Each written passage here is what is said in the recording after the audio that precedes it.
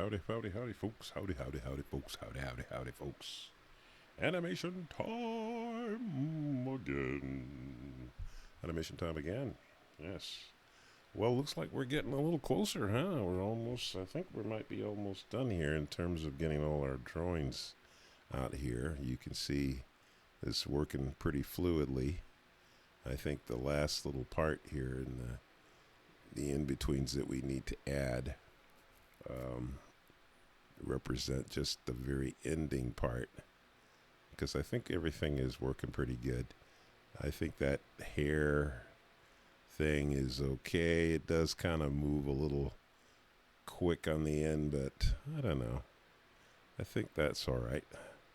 I feel fine about it. I mean, I could maybe have one drawing that kind of softens that stopping position. So, like, for instance, let's say, okay, the hair is coming through here, right?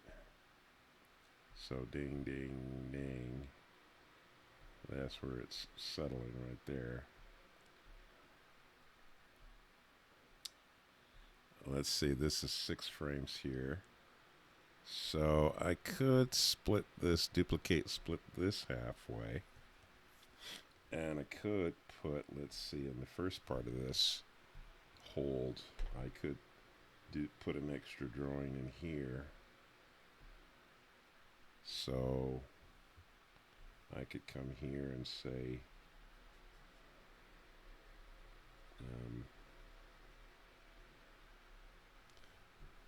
if I wanted to soften this, I could add another drawing in here that would soften that final position for the hair by adding at least one more frame in here. So,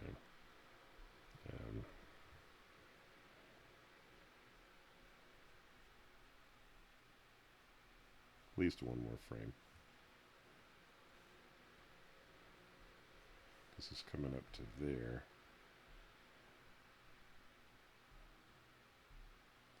I could even adjust that frame, so I could even go in here and add another drawing to just get that right up to that last frame.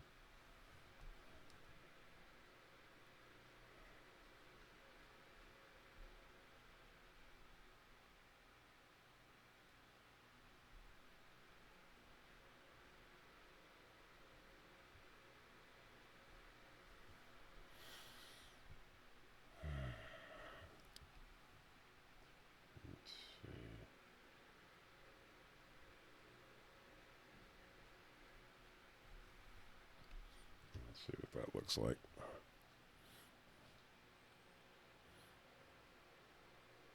Yeah, okay, so you see now we got a nice, it settles. That's good. And actually those drawings in there are on 3s. It's not, but almost kind of, it feels nice. I guess we'll leave it that way. I oftentimes think that I shouldn't ever have anything on 3s, and some of that's because Richard Williams is just like he's always had an influence on me. So let's just say I make those 2s instead of 3s. So let's say that's 2, that's 2, and so let's see what that looks like. I don't know. I kind of always. Yeah, that's okay. It's funny. It's like I always think that you just should never hold anything if it's moving more than 2 frames. I think it's the conditioning. It's Disney animation conditioning. We gotta keep things moving. Yeah. Yes and no. I think it comes back to like if it makes sense to do that, fine.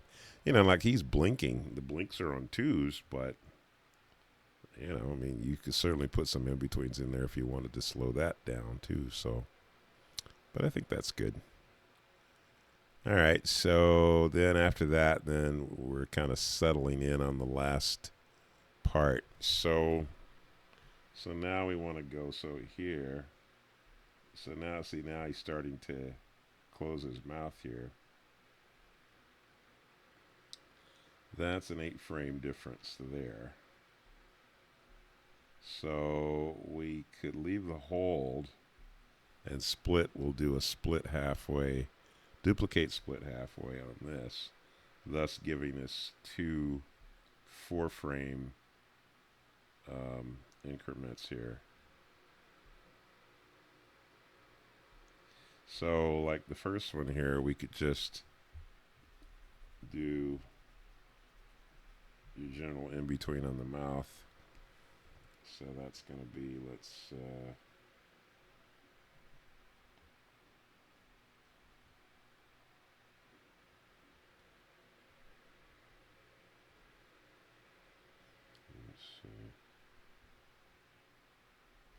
When you're doing an in between too, we all know what in betweens are. I guess I don't need to explain in betweens. You're putting lines between lines, forms between forms to to split a difference between two drawings. So that the drawing that's in the middle is seen to be a split halfway between two positions. So that softens this up a little bit here. So now we know these drawings are on 4s right here. So we got more opportunity for in-betweens in here. So now we could do the same thing here and do a duplicate split halfway here, thus allowing that first drawing. Let's see here, that's there, there, there. So really the change is starting to happen from here to here, or from here to here rather. So that's where your where your in between is going to be on this one. Okay, so there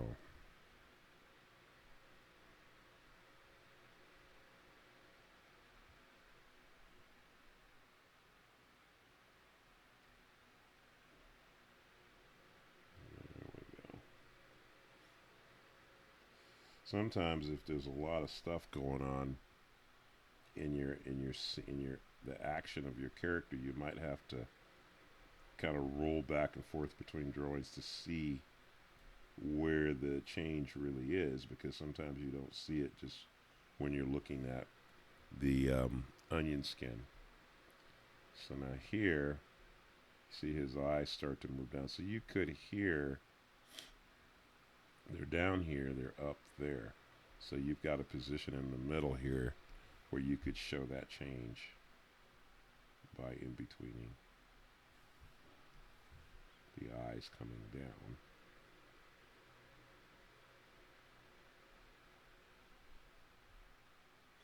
When I first started animating, I used to think that, just because you could put an in between drawing in between any two positions, I thought you needed to do that. Sometimes I think I sort of went overboard on that. Though, one of the things that I noticed the very first time I ever did a scene that was on ones, I was surprised at just how fluid it was.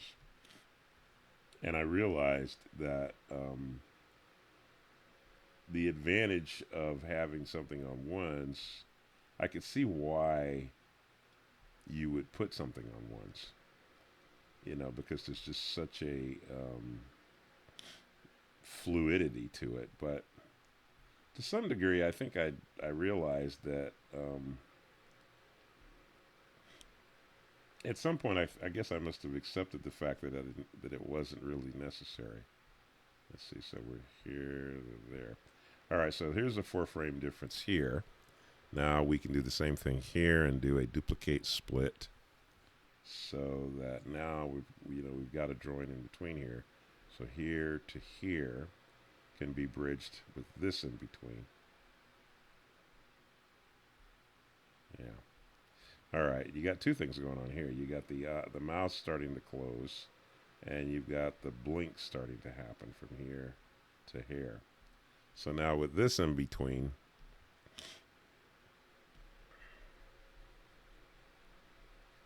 The mouth is the biggest part of the action here. So you do your in between here, the mouth, coming to a closed position there. I think if you do decide to, if you were deciding to put things on ones, it has a lot of advantages, sure. See, and then also too, we can have the eye starting to blink here. All right. Yeah, adding in betweens is I don't know. For me, it's fun. I mean, because my job primarily when I first started to work at Disney, you know, I started out as a trainee. I learned to animate properly from Eric Larson, and then of course I was put into the assistant department. So I was a breakdown assistant. So my drawings were the major breakdown in betweens between two key positions, and I pretty much kept that position my entire time in feature animation. I was never formally labeled as an animator, which is fine. Though one of the nice things about the way they worked with us at Disney was that even though you might be an assistant or an in between or whatever like that, you still got to animate scenes. So there are scenes in all of the productions that I worked on that I actually animated. But they didn't give us credit back in those days. You did not get credit unless you were formally an animator, if you were labeled as an animator. And then even animators didn't always get screen credit. Like today, everybody, the caterers get screen credit. But when I first came up, I came up in the older regime where you had to be labeled as an animator. And then even if you were labeled as an animator, you had to get a certain amount of approved footage in a film before you could get screen credit. And I remember Mike Cedino. I was working with on Fox and Hound. I was working with Glenn Keane on something. I can't remember what it was now. And you know, Mike and I were friends and still are. And I remember him there was one point where he was going on about, oh man, I got 90 something feet or something, and you know I got to get 100 feet if I want to be credited. I think I don't know if he got screen credit. I can't remember if he did. I think he might have. He should have. I think he just barely made it under the wire or something. But I remember thinking, like, how crazy is that? It's like, here's a guy who clearly a great animator and everything. Him and Matt O'Callahan were the major part of Glenn Keane's team of, I guess you would call them A-string animators underneath him. And here, there was the chance that he might not get screen credit just because he only had 96 feet or 90. He's like 3 feet away from being 100. You had to have 100 feet, I think it was, to be an animator or to be given credit. And I just remember thinking how ridiculous that was.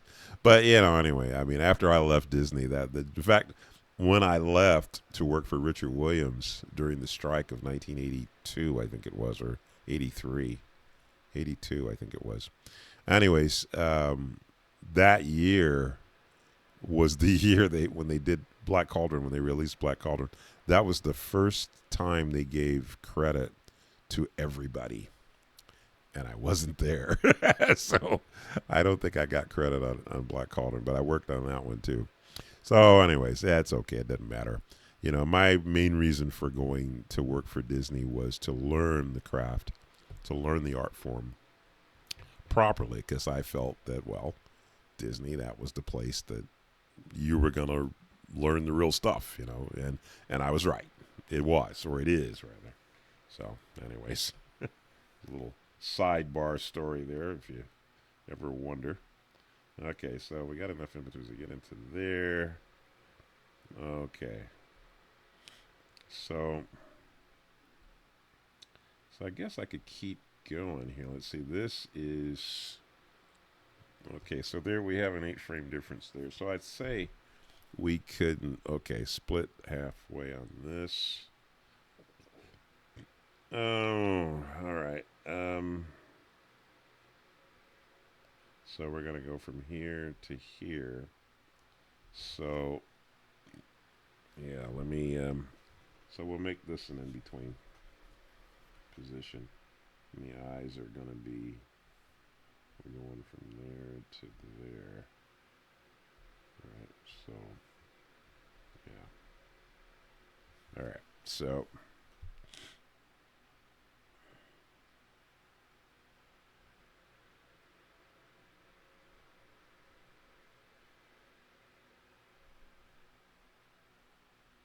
So obviously we're not gonna have a 4-frame in between. I think that would be way too much hold on a drawing in there. Let's see the mouth coming to a closed position. Let's see. Oh, I see. Okay, so he's got the ink, ink, ink. All right.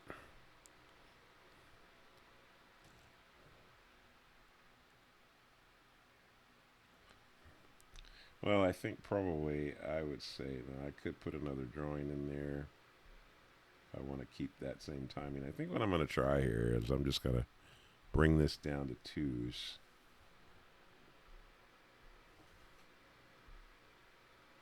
Yeah.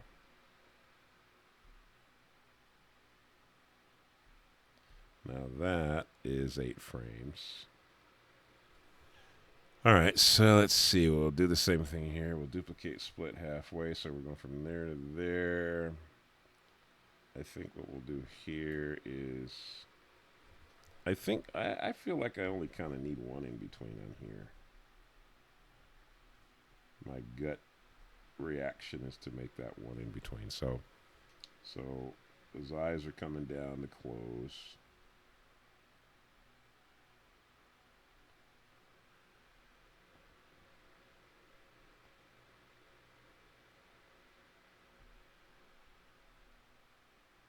And just have the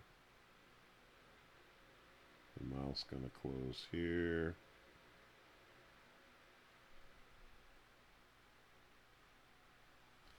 All right.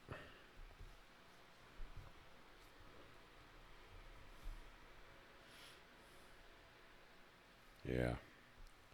But see, I don't want to do 4s on here. I think 3s at the most. I'm going to bring it down to 2s.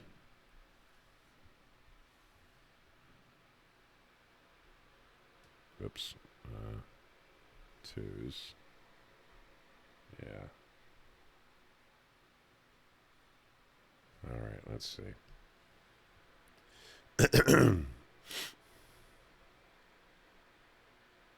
Yeah, that's fine.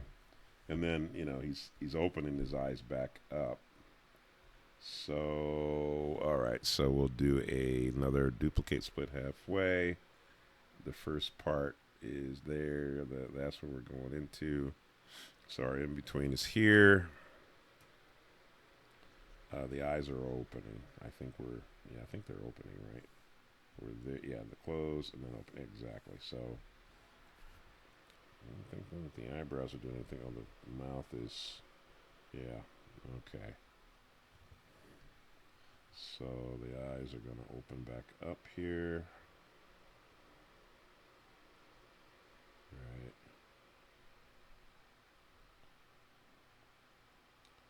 There we go.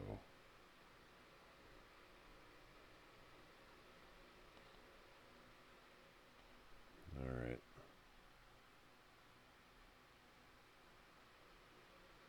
There we go. And then this there. When you look at the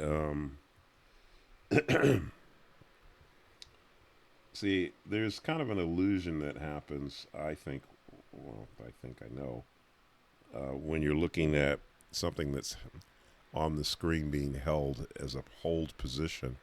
You think, well, I've got to put in betweens in there, right, to match the number of drawings that are missing. Yes and no. You're still looking to smooth out the action. Let's see there, going to there to there. All right, so there, that's 5 frames. I'd say maybe make it 4, and then we'll split the difference, duplicate, split halfway here. First part of the action's there, so the last part's there. Okay. So the eyes are going to be opening, I think, right? Yeah, going from here to here. Right. Yeah, you don't have to marry yourself to the obligation of a certain number of drawings that need to fill a space. When you're looking at, because when you're looking at poses where there's going to be in betweens added, it isn't until you fill that space with in betweens that you actually can see the space filled in real time when it's moving. When you see it actually moving, when you see those in betweens in there, and then you look at it, a lot of times it's going to look fine. Meaning that you don't necessarily have to keep that space filled with what you would consider to be the proper number of in betweens based on the number of frames that you've held at space. I don't know if that makes sense. So in other words, if you've got, like, let's say you got a space where you had something that was on 4s, but instead of having, say, 4 in betweens, you just put 1. Of course, you put 1, but it might be on 2s. But let's say, like here, see, I had a 4-frame space there, but I decided to not make it 4s, but to not make it 5-frame space, but to make it a 4-frame space, only because that's an even number. That was just my decision. Okay, so and then I look at it and it looks good to me, so I go, well, let's keep that. In other words, I don't marry myself to a decision if it's not necessarily, if it's not necessary. If by the time I get to the end of what I've done and it looks good, ultimately I'm trying to get it to look good, right? That would be the point. So now here our last drawing here. So I'd say that last drawing is 5 frames. So I'm gonna do the same thing there. I'll make that 4, and then I'll split this difference again. Duplicate, split halfway, so that first in between is gonna be a drawing that we're gonna run. We're gonna get into the final drawing. So his eyes are opening up a little more. So the lids are going up higher here.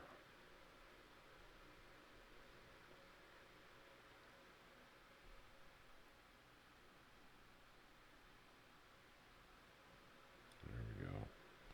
And then the smile is settling there.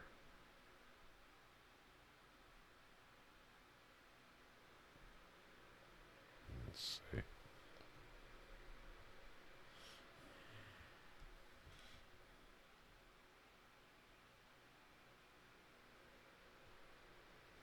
So he doesn't have, that's right, he doesn't have a, so I'm going to diminish that so that it goes away by the time he stops. All right, let's play it.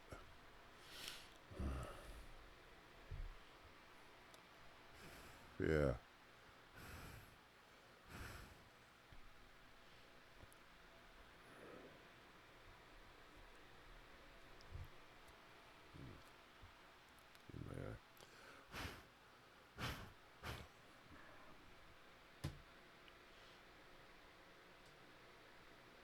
Yeah, that's good.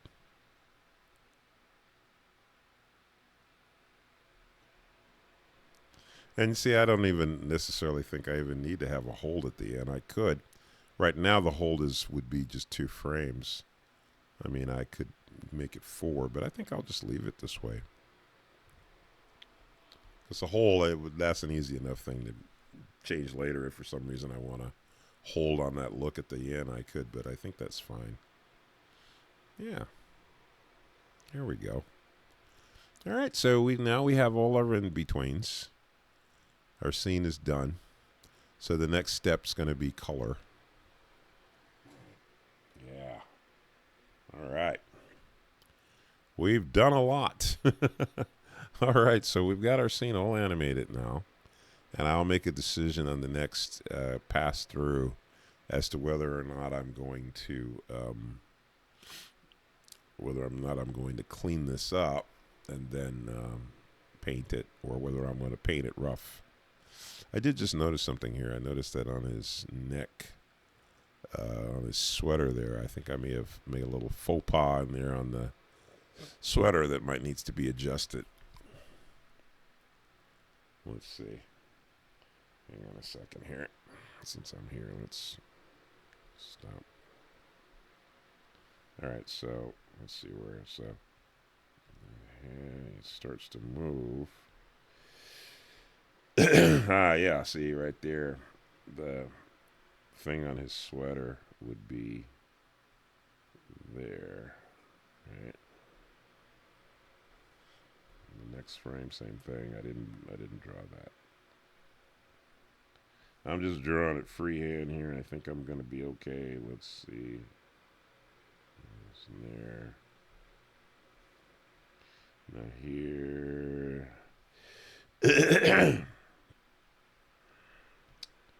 Taking some liberties on this here, just drawing it straight through, freehand. Let's see. Yeah, and then he's over there. All right, so.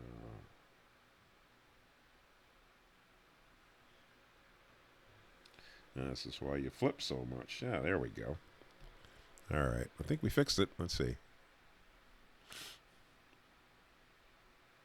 Yeah.